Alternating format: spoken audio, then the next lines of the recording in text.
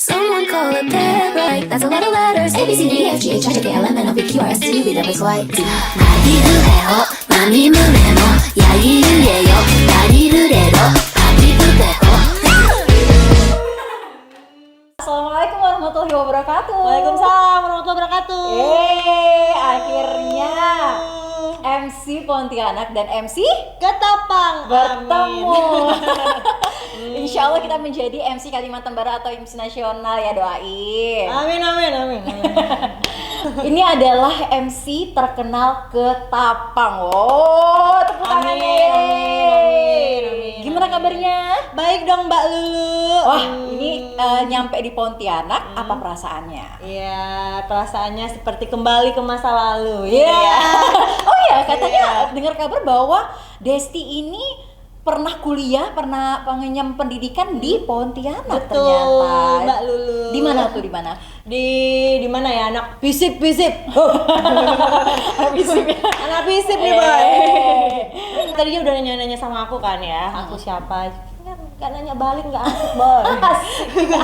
Oke, kenalin ini siapa ini? Siapa ya? Lulu. Siapa ya? Lulu MC Pontianak, siapa yang tidak kenal dong pastinya. Oh, kan? amin, Dengan jam terbang yang sangat wow, sampai harus gitu ya, menanjak banget ya. menanjak banget gitu. Viral banget Lulu. Oh, iya. Oke. Lulu, gimana Lulu menjadi MC Pontianak? Rasanya nano-nano banget Oh, ya. nano. Tapi banyak manisnya. Apa Lebih tuh ya? banyak Kita manisnya. ceritanya yang manis aja deh ya. Manis aja ya Iya. dong. Jadi asam-asamnya juga sebenarnya manis ya. Jadi kalau misalnya dibilang menjadi MC Pontianak seperti apa, menjadi MC Pontianak itu sangat menantang. Pertama, Pancu tentunya boy. semua MC pastinya tahu dong kalau Iya. misalnya di Pontianak itu orangnya ramah-ramah. Jadi tidak terlalu susah untuk berbaur dengan masyarakat Pontianak. Apalagi Desti sendiri sering banget kan MC di Pontianak, udah tahu kan. Sama udah. kayak masyarakat di Ketapang juga. Iya. Kebetulan saya juga pernah tinggal di Ketapang selama 2 tahun. Wah. Iya. Dengar-dengar lu SMA Ketapang kan ya? Iya, dulu saya SMP kelas 3 di Ketapang sama SMA kelas 1 di Ketapang. Oke. SMP 3 dan SMA 3. SMP 3, Oke, halo teman-teman SMP 3 dan SMA 3. Oh, kalau saya kebalikannya, SMP Oh, iya? 1, SMA 1. Oh, satu-satu, Iya, tiga. 3. Gak kalem ya saya. Nah, kenapa seorang Desti Miranda Kawai yang katanya notabene itu latar belakangnya Iya. itu bukan seorang MC awalnya, tapi model juga, Iya, penari betul. juga. Iya, betul.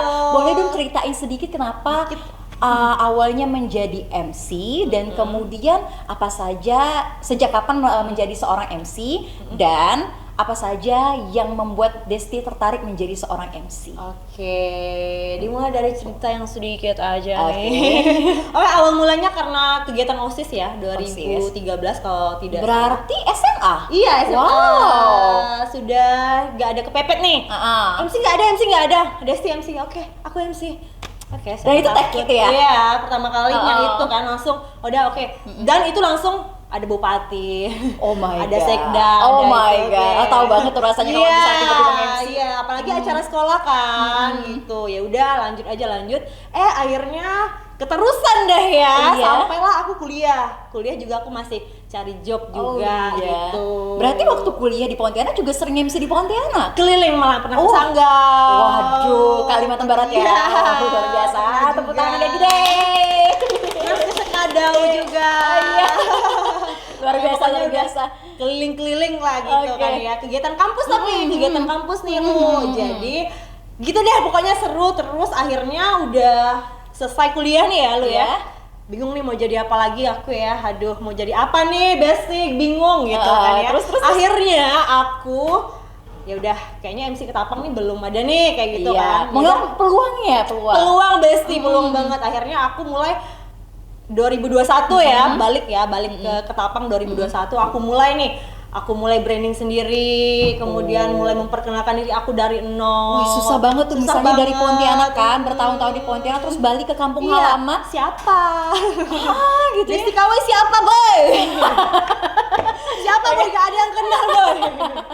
Akhirnya sedikit ya promosi kayak gitu. Ya udah deh akhirnya alhamdulillah. Dan sekarang malah jadi MC terkenal Ketapang nih ya. Enggak juga sih. Terus berarti berawal MC itu emang dari tahun 2013 itu. Berarti kalau dipikir sekarang 10 tahun. Iya. Oh, congrats you. Oke, sekarang kita akan nanya dulu lagi nih followers netizen kita yang ada di sini. Hai.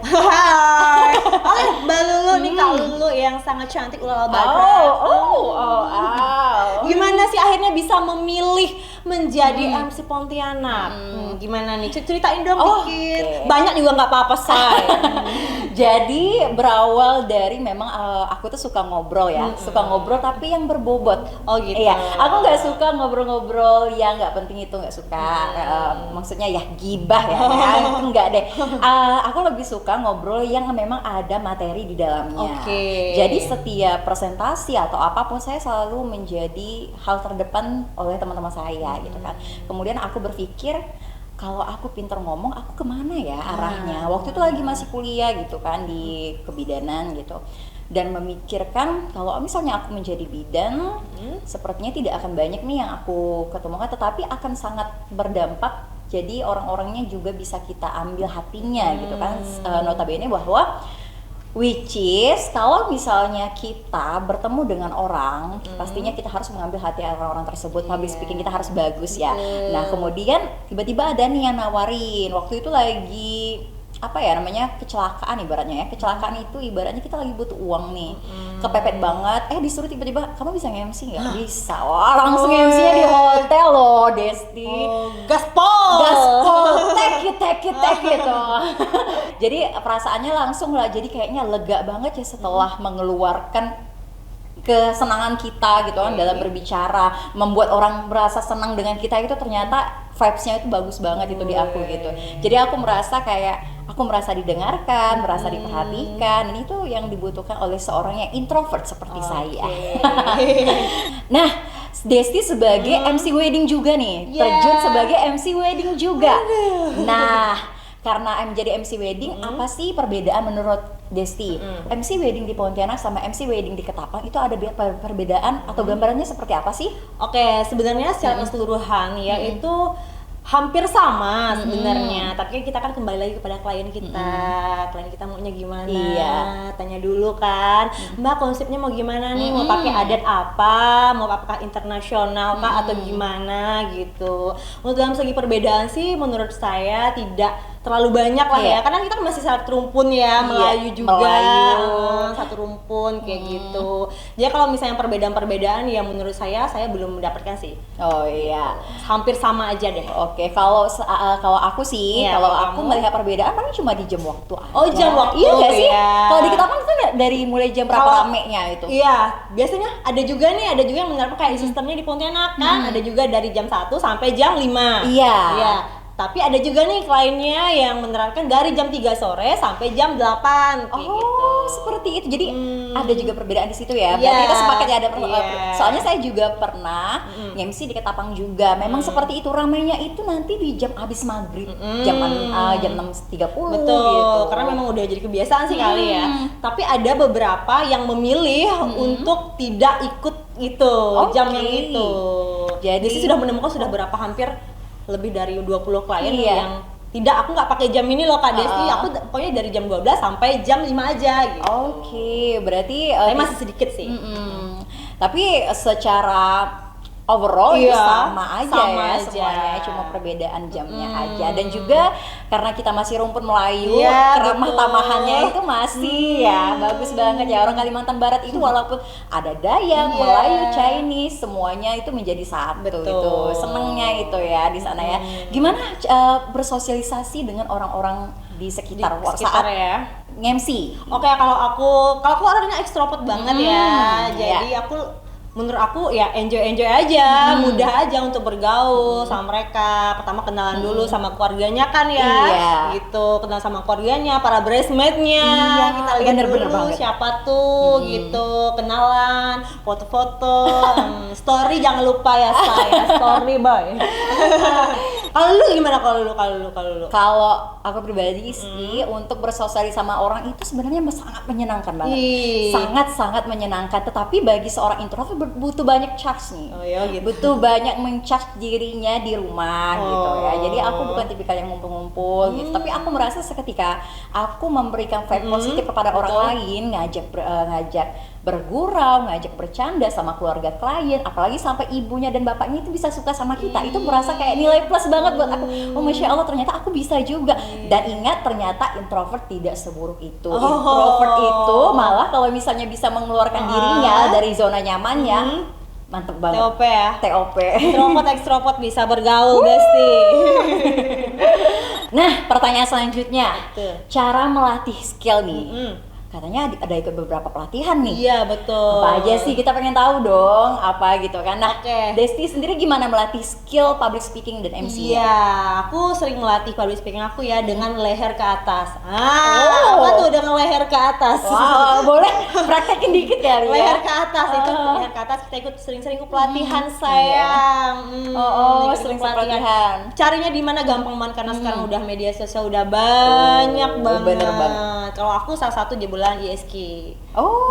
Masya Allah. Katanya juga tersertifikat BNSP. Iya, alhamdulillah saya Waduh. ikut sertifikasi BNSP. Iya, jadi profesional ya, Ya, tidak dipertanyakan harus. lagi profesionalismenya.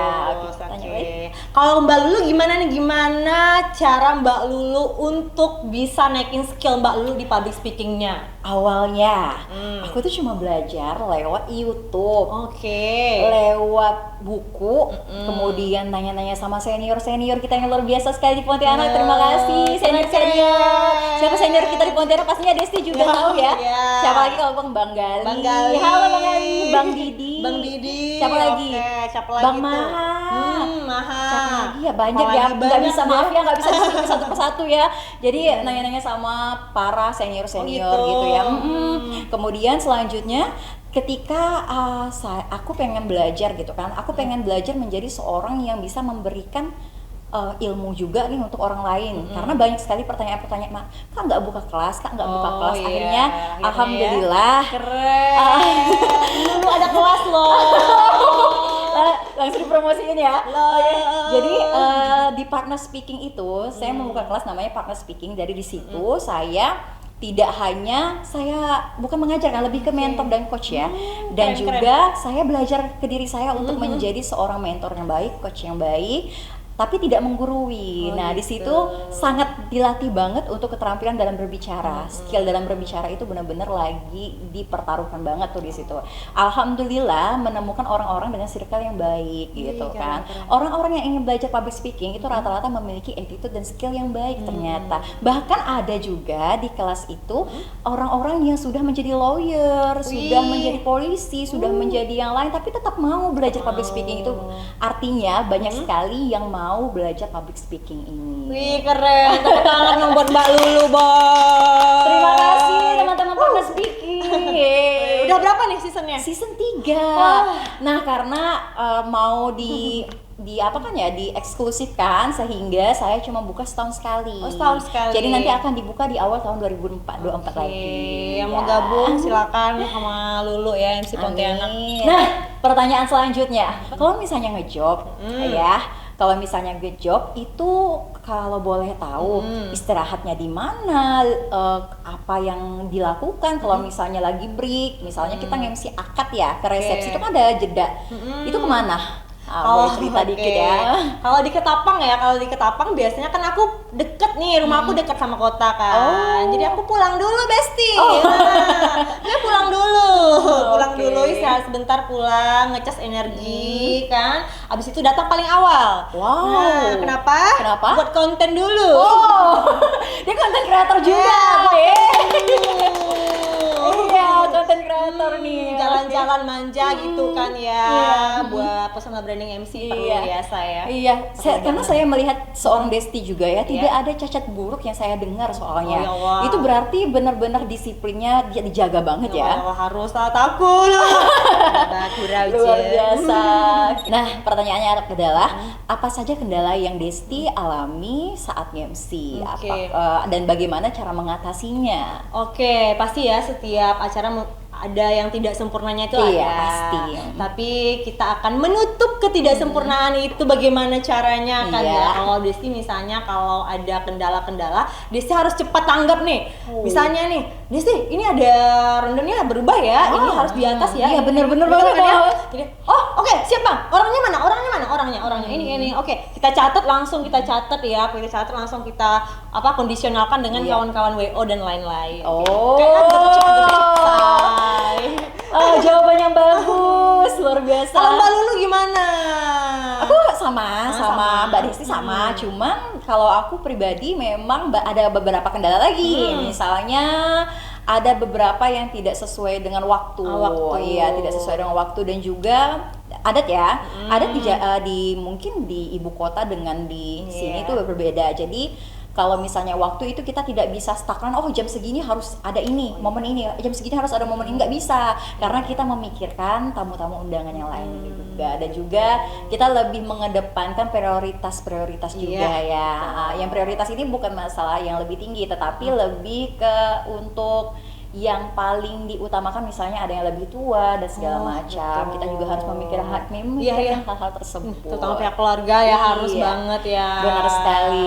Iya. Sama-sama enak deh kita boy. Iya, benar sekali. Selanjutnya, Iya. bagaimana tanggapan Mbak Desti nih terhadap profesi kita sebagai Master of Ceremony atau Public Speaking? Apakah menjanjikan atau gimana ke depannya? Gimana ya Cusay? Sebagai seorang Master of Ceremony terutama kita harus menjaga attitude kita. Attitude, oke. Attitude kita. Ini boleh dicatat ya teman-teman. Harus benar-benar dijaga Iya, ya kawan-kawan. Kita harus ramah sama orang. Iya, benar. Jangan cari kelahi sama orang. Jangan ya pokoknya kayak gitu. Dan kedua, kalau misalnya kalian buat para pemula yang ingin mau belajar MC, kalian harus memiliki kepercayaan diri yang tinggi. Kalian harus berusaha, kalian harus promosi, kalian harus liatin diri kalian tuh bisa loh. Benar Saya bisa sekali. public speaking loh, kayak gitu. Kalian jangan pernah untuk malu gitu ya, karena kalian harus percaya diri. Benar sekali. Terus kalian harus belajar dan belajar. Karena saya sendiri masih belajar kawan-kawan. Saya sendiri masih suka leher ke atas gitu. Suka belajar cari-cari ilmu di luar kayak gitu. Oke, siap. Kalau dulu gimana? Kalau kita? aku pribadi masih sama jawabannya, tetapi ada juga beberapa. Jadi ketika kita berbuat kesalahan saat WMC itu sebaik mungkin kita let it go atau let it flow, kita biarkan berjalan, tetapi kita jangan lupa meminta maaf. Tadi masuk ke dalam attitude tadi ya. Maaf Benar ya. sekali ya, Gitu. kayak mohon maaf maksud kami gitu. Dan kemudian kita harus memahami knowledge yang ada. Misalnya kita mau nge-MC tentang kecantikan ya, setidaknya kita tahu tentang skincare-an. Iya. Benar nggak Step-step sih? skincare-an Iya. Kalau double cleanser apa? Iya. Kemudian apalagi penampilan itu paling penting. Karena kalau bagi saya penampilan itu nomor satu. Iya, betul. Bohong banget tuh orang yang bilang don't judge a book by its cover. Orang pasti melihat dari penampilan kita Good dulu. looking. Iya, good looking, dengan penampilannya rapi saja, cukup dengan cukup. rapi, maka orang akan percaya kepada kita. Nah, ketika orang percaya kepada kita akan mudah untuk menggait kepercayaan diri di diri kita sendiri. Wah. Jadi semangat ya kita ya. Semangat nih, udah keren kayak gini kan. Oke. Mungkin salam juga ya buat teman-teman di Ketapang. Iya, salam juga ya si Pontianak. Oke, semoga nih Ketapang, Pontianak, Kalimantan Barat, dua kota di Kalimantan Barat dan 12 kabupaten di Kalimantan Barat ini semakin maju dalam dunia public speakingan. Oke, keren. Amin. Oke, sekian dari saya Lulu Wulandari. Desti Kawai. Semoga bisa menjadi manfaat untuk kita semua. Amin. Dan juga bisa menghasilkan pencapaian yang lebih baik lagi Ya. untuk Desti Dan juga Mbak Lulu. dan juga teman-teman semua. Iya, betul sekali.